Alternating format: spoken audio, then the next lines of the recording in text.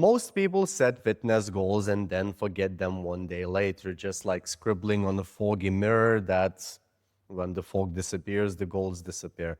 But if you lock in self accountability, the odds of succeeding with your fitness goals jump from 10% to 95%.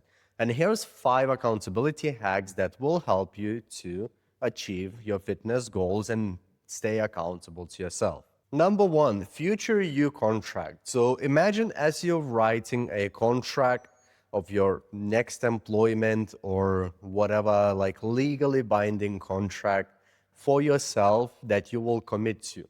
So in that contract, you will want to write down exactly what your goal is, then how long it will take to achieve, and then as much detail as possible and how you're gonna achieve that goal. So you want to write those 3 things down and write them down on pen and paper. Don't write them on a computer or anything like that. When you write it on a pen and paper, it feels a lot more real. So you write down all these 3 things. The third thing, write down as much detail as you can on what exactly you will do, what steps you will take, and how long each step will take. And then at the bottom, sign it. And then you need to put it somewhere like on the fridge, on the wallpaper, on your phone. Basically, the idea, you need to see it as frequently as possible, because the more you see it, the more likely you are going to act on your goal to achieve that. And that's just visually seeing that representation of what you have written down will give you cues to stay on top of it. So there's few things that works very well here. So one is when you physically write it down, it feels more real, like I said before. And if you write it down on the paper, you're more likely to achieve that because it will stick in your memory a little bit better. That's something that I noticed personally. And then second thing, you make it very visual to yourself. You see it on a daily basis. So it will constantly remind you what you're working towards. And the more often you remind yourself, the more likely you are to succeed with your goals and ambitions. Number 2 is tracking data. So tracking data is very important to keeping yourself accountable. And by tracking data, what I mean is workouts, what you do within those workouts, so whether it's a strength or cardio session, and as much detail as possible. So if you ran 3 kilometers, you write down, I ran 3 kilometers in 15 or 25 minutes, whatever your time is, it doesn't matter. Then I lifted that much weight for that many sets, like basically as much detail as you can about the workouts. You write down your diet and you write down how well you sleep. So basically you want to collect as much data as you possibly can to help you to see your journey. Because look, let's say you're bench pressing 10 kilograms on the dumbbells for like 3 weeks, and then 4th week you are bench pressing 12 and a half. So if you have like an online app or you're writing down, you can always compare your progress. And once you have that data, you get to see exactly what works. And also you can kind of treat yourself a little bit as a coach. And at some point when you start to understand programming a little bit better, or how the workouts are structured, or you watch some videos how to educate yourself, you can always learn from what you've been doing, what worked, and how to improve those things. And that's exactly why collecting data works very well. And if you would be working with a coach, like myself, if I would do online coaching or any other online coach, you will see that coaches are quite heavy on collecting data. So they want to know things like how long you sleep, how often you eat, what you eat, how much protein you eat, like how do you feel that day. We try to get as much feedback about your day and training as possible. So if you treat yourself the same way with collecting data about your training, nutrition, sleep, and generally how much you move, watches do a good job of tracking 10,000 steps or whatever. Like the more data you have, the better you will know what works and what doesn't, and how you can stick to these things. So make sure you're tracking data, and by tracking, that's automatically lining into that contract that you've written for yourself. So in contract, if you write down, I will do this, this, and that, and then by tracking data, if you see that you haven't done those 3 workouts a week that you wrote yourself in that contract, then you can kind of get yourself or your missus or your boyfriend to kick your ass a little bit and keep yourself more accountable. Number 3, pre-commitment protocol. What does that mean? Basically, planning in advance. So if you put in the sessions that you will do in the calendar, so let's say I'll be training Monday, Wednesday, Friday, and you schedule that for 5 o'clock straight after work as if you would go to the meeting. Then the day before, you prepare all your gym clothes. So you put that in the bag and you know that straight after work, you're going to the gym. Same applies to food. So if you plan and batch cook, let's say 3 days in advance, that's what I like to do, cook 3 meals for the next 3 days. And then you have breakfast, lunch, and dinner. One very good example that I found on pre-commitment protocol while listening to the podcasts in the past is if you, for example, are planning to start running, and if you're thinking about running in the morning, one of the best things that you can do is to plan for the next morning and then get your running shoes, running trousers, and running top just next to your door, like next to your bed. As soon as you wake up and open your eyes, oh shit, I have my running gear. Now I need to go for a run. So you prompt yourself, you plan those things, and you get yourself ready. So the next day that you wake up, you don't just think, I'll start tomorrow. You already have the running gear, you just need to put it on and run it.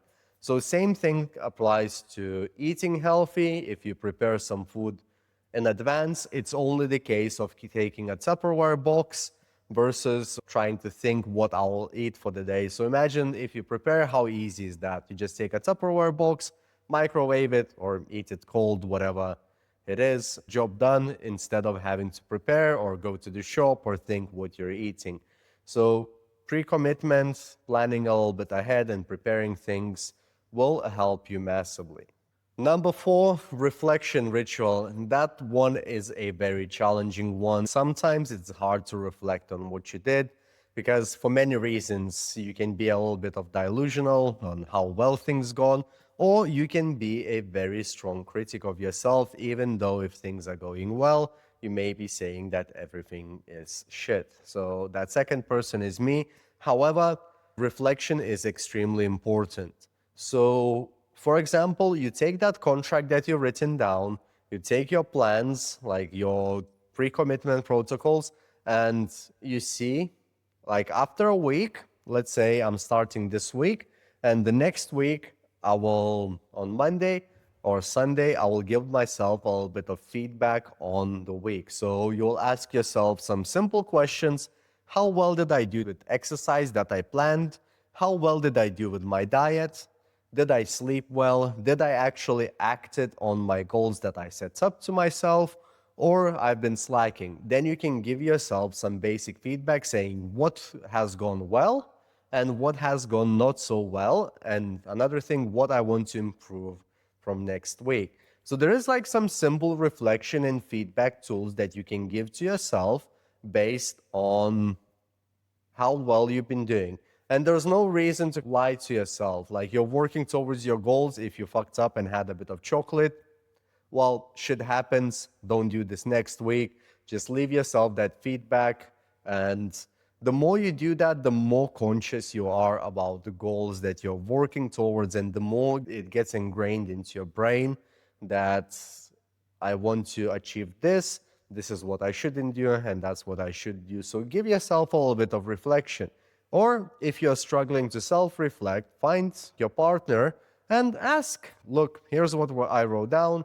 Can you go through that with me? Because this is very important. I'm trying to work on losing weight, or I want to gain a bit of muscle, or I want to do my first pull-up, whatever that is. So find people around you to help you if you're struggling to reflect for yourself. Number 5 is very important. So it's rewarding and recalibrating yourself. So imagine this as if you're playing a game. So if you play a game and you go through a level, there's normally a reward at the end of that level. So you get some coins or I don't know, like I'm thinking about one game that I used to play. It's RuneScape. When you reach like level 99, you get the skill cape, which looks extremely amazing in game. But the same thing applies to your personal life. Let's say you set up yourself a goal to lose 4 kilograms in the next 5 or 6 weeks, and then you achieve that goal. And at the end of that goal, nothing happens. It feels like you almost done it for nothing. Even though, yes, you lost a few kilograms, you look better, this is amazing, but you don't feel like you're not necessarily getting something in return because you've been probably restricting yourself with the diet, you've been exercising, so every single bit feels like a take and take and take from your willpower from here. So you need to give something to yourself. Now, when you get to your goal, reward yourself. So let's say there is a t-shirt that you really wanted, maybe there's shorts that you really wanted. So you can basically, after 4 kilograms, you can size down, possibly. I don't know the sizes very well. I've been wearing XL whether I was 95 or 105 kilograms. You can buy yourself a t-shirt. I wouldn't recommend going out and celebrating that because you'll put that weight back. But maybe there is something that you really want. For me, it was this microphone. Then you kind of give yourself a reward for achieving your goals. It doesn't matter how big or small it is. Just don't necessarily do anything that contradicts the goal that you achieved. So if you had a weight loss goal, don't go and eat chocolate brownies to the point where you're having a food coma. And when it comes to recalibrating, so if you feel like you've been off your goal a little bit, like that's the reflection part will come into hand. So you reflect on some things that didn't work very well and you just kind of adjust your plan. Let's say I didn't manage to stay on the meal prep and I ended up having some Tesco meal deals. So when you recalibrate, then you think a little bit more of like, okay, what's the healthiest choice that I can have from a Tesco meal deal to meet my goals? Because I know I cannot make it, like just through the reflection part, I know it didn't work to meal prep for all 6, 7 days in the week, and I had few hiccups, and that's fine. You just adjust your plan based on some of the mistakes that you make because life can sometimes be unpredictable, and you just need to plan and work around the issues that you're dealing on day-to-day basis. So there's nothing wrong if things don't go 100% as expected.